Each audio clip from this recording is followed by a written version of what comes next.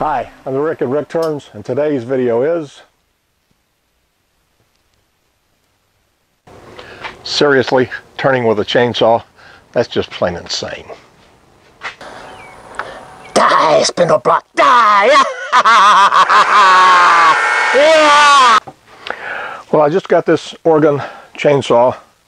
I believe I ordered it through Amazon.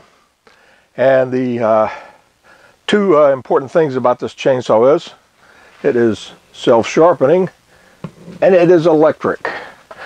Now, obviously, I'm not going to take this chainsaw out into the forest to cut down a tree. It's electric. It's not battery powered. It's plug-in. I bought this specifically to use in my workshop. Actually, right outside my workshop when I chop up logs. I've gone through two other chainsaws very recently with poor results. I bought a Poulan Pro gas-powered chainsaw. It didn't work worth a damn right out of the box. After contacting customer support for Poulan Pro, they recommended that I take it into a service center. Well, for a chainsaw that's right out of the box, I don't really want to do that. So I returned that.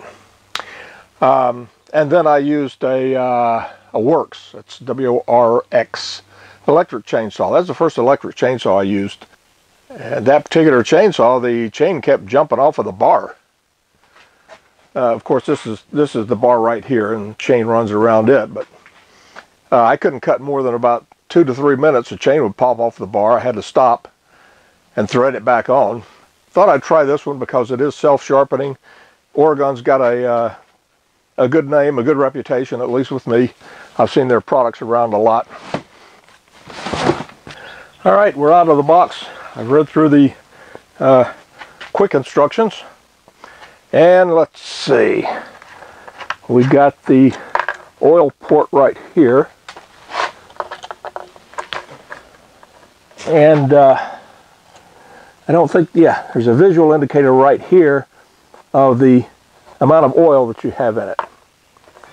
Here's the oil it comes with. It's 3.2 fluid ounces. And just, I'm going to pour that in. I'm making the assumption that that will not overfill the oil tank. No, indeed it did not. It went up about halfway. It comes with a chain guard. And here's the chain. Now, as I suspected, the chain's got to be different than a regular chainsaw chain. Let's get a close-up of this. You can see the little cutter heads right here. In order for a sharpener to work with a stone mounted in here, I don't think they could possibly be the same kind of cutters as on a regular chain. Let's get out a regular chain and take a look at that. So here's the cutter right here. Let me get that. And you can see it's kind of curved there. When you sharpen it yourself, you use a round file. Quite a bit of difference in the chain here. With this kind of chain tooth, I don't see how you could just put a stone back in here, run the chain against it, and sharpen it, unless you sharpen it on the top edge or something. But that's essentially what they've done here. Boy, those things definitely feel sharp. Okay. Remember, this is out of the box. The chain is properly tensioned. Safety there, safety cutoff, whatever you call it. Forward to run, pull it back to stop. And this lever is the sharpening thing. It won't stay back. You have to hold it back for 3 to 5 seconds according to the instructions. This is the tensioning lever here. I'm just going to actually take off this piece. Aha! Yeah, let's get a close-up on that. There we have the sharpener. And when we pull back this, yeah, pulls that little blade right, pulls the stone, the sharpening stone, right down into the blade. So let me put this back on. You lock it down like this, and then if you need to adjust the tension, as you frequently will, loosen it, and you can see it dropping down there. Definitely getting loose there. And finally, we've got a little cord hook in here. What do they call it? A strain release hook. You loop your cord, put it through here, and hook it around here. it can keep you from accidentally unplugging your saw. I have just plugged this in for the first time. Now, take a look right there. That is the strain relief that I was talking about. I've got a, let me see, what is it, 12 gauge extension cord here, which is fairly thick. It was a little difficult getting it through this opening, but it worked okay. I managed to get it in there. All right, I've got the brake on right here, off, on. I'm just going to go ahead and start it. There is a safety button here. You have to depress this to get the trigger to run. The trigger won't move without that depressed. Ah, good. With the brake engaged, it won't even start. So I'm going to take the brake off. Make sure I've got it up clear of the dirt here. Push in the safety. This is one thing I have not seen on my other chainsaws that I've had, and I've gone through about 3 now. And see how quickly it stopped? As soon as I released the trigger right here, the blade stopped. Now that's pretty darn good. It didn't require me to engage the emergency stop or the regular stop right there, and it won't even start with that on. That's pretty cool. I like that. Maximum size I'm going to get out of this log, it's going to be about 12 inches because that's what's down here, and pretty much the length, although it gets bigger right up here. So I'm going to mark off 12 inches plus 2 inches, so about 14 inches, and I'm going to make a cross cut right here at 14 inches. Save the stub of the log. Who knows what I might be able to use it for. Safety. Put this on, crank it up. Take that off.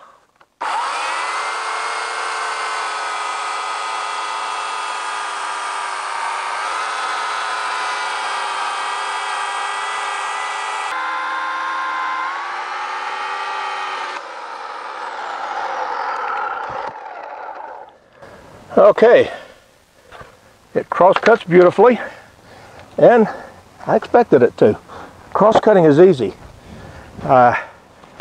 Cutting lengthwise here, that is not so easy. I don't want the pith in the 2 blanks. Make a cut here, make a cut here. And since I don't normally do natural edge bows, I'll make a cut here and here, cut off some of that curvature. Okay. All right, now we're going to see how it works for a wood turner.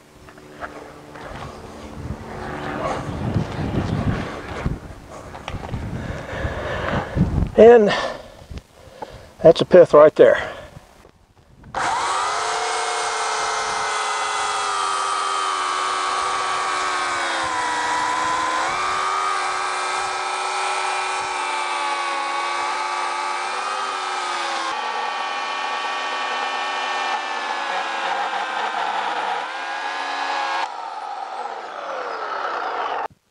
As you notice here, we're not getting off these flakes like we're getting when we cross cut. We get off long streamers.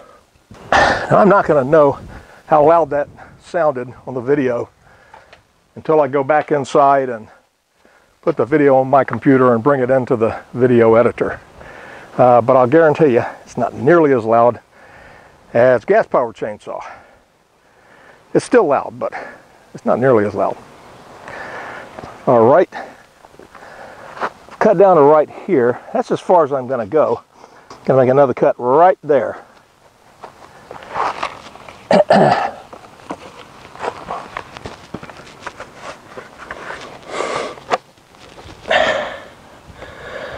Right there.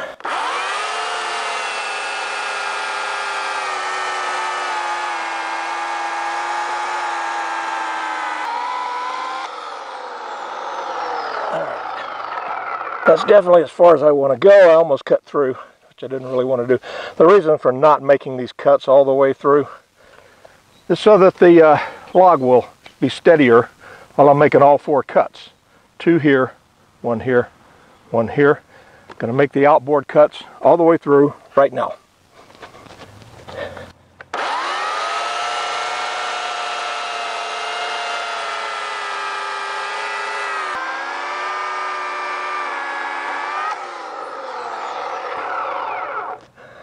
Good.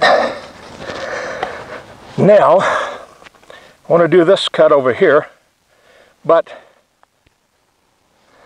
the jaws for leveraging on the wood are right here.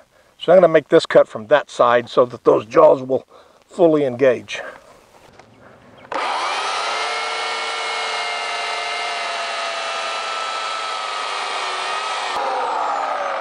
Beautiful. That piece out of the way. Okay. Now I'm going to finish these 2 cuts here.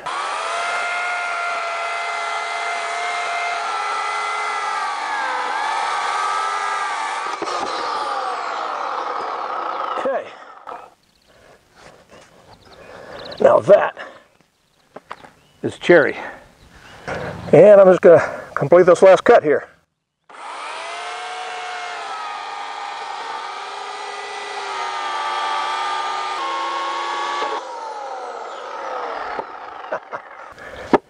Okay, here's the piece with a pith in it. Now I always save these. I can't really say that I'll find something to use for every one of them, but this one's about an inch, inch and a quarter thick.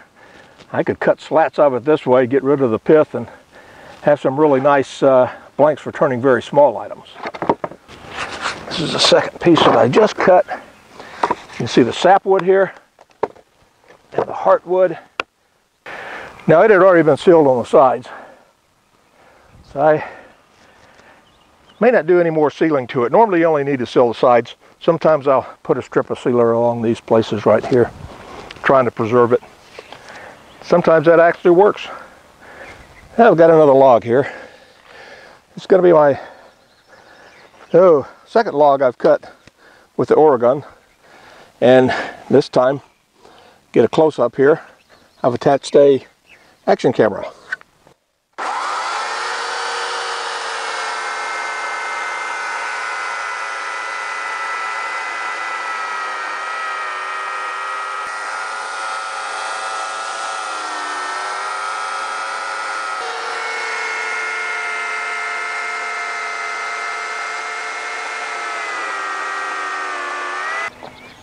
Now this piece of cherry right here has already got a cut at least a third of the way through it.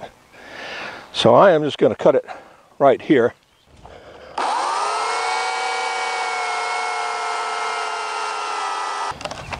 I am going to make another cut here. I want to get rid of this. This piece is going to leave me a stubby little piece, but I might be able to use that for something.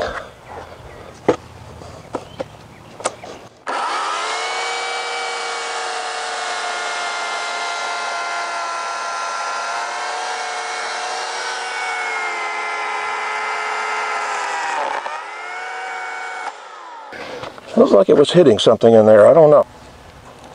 Whoa. No, that's not right. Yeah. Some of the teeth have been broken off here. And that's might actually be some embedded metal in there. Crap. Well, I'm not going to do anything else with that piece of wood. Well, that was quite a piece of metal. It was embedded inside that tree. It was about an inch wide and about a quarter of an inch thick. I don't know how long it was. It wasn't a nail by any means. Anyway, it did a real job on this chain.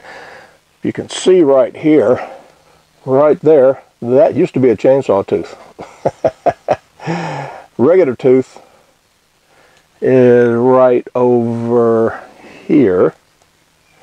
I'm just guessing here, but I don't think any amount of sharpening is going to fix that. I better buy a new blade. I've got a new chain. Also through Amazon, of course. Now, I found one disadvantage of this saw. You can't just buy the chain. You got to buy the package of the chain and the stone. And that's about twice the price of a regular chain. I can get a regular 18-inch chain for, I don't know, $15, $17, something like that. This one cost about $35. And I could not find a source of the chain alone. So now, I'm going to install this guy. This is the log I cut earlier in the video. No, it's not. This is a different one. Yeah, this is a log I cut off right before I ran into the piece of metal. So, this one's going to get the standard treatment. Cut, cut, cut, and cut.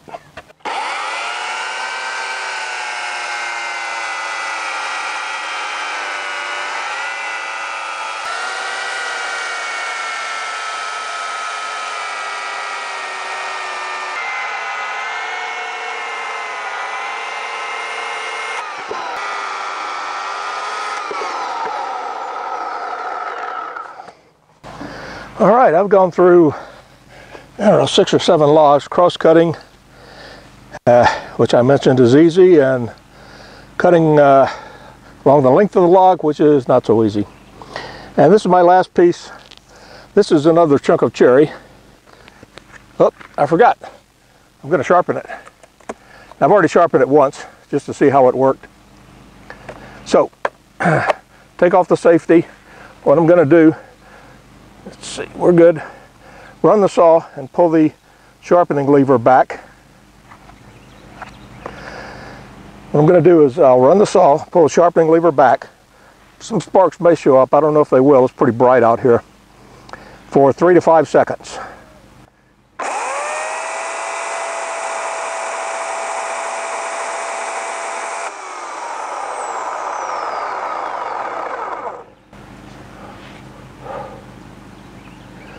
Well, they feel sharp, although I don't know how dull they were before because it was still cutting pretty good, but I wanted to try that out. Okay, now for the last cuts.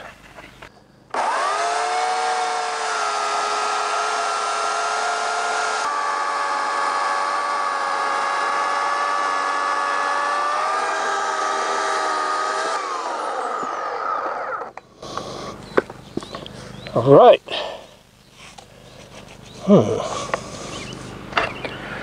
All right, well, that's all the chainsawing I've got to do. So, in summary of my review of this saw, I think this is a great saw. It's got a lot of power, cuts very well. It's got some nice safety features on it, like when the chain brake is engaged. Doesn't matter if you press the little lever here, it still won't start. And of course, self-sharpening feature. Sharpened it a couple of times. Not sure that it needed. I haven't done all that much cutting today, but seems to be just fine. And the tips are still as sharp as when I put the chain on. So, I can highly recommend the Oregon, what do they call this? The Power Sharp. The Oregon Power Sharp, and this is an 18-inch. This is all the wood I've cut today. So I've got a job now going in and putting on a lot of end grain sealer. See you next video.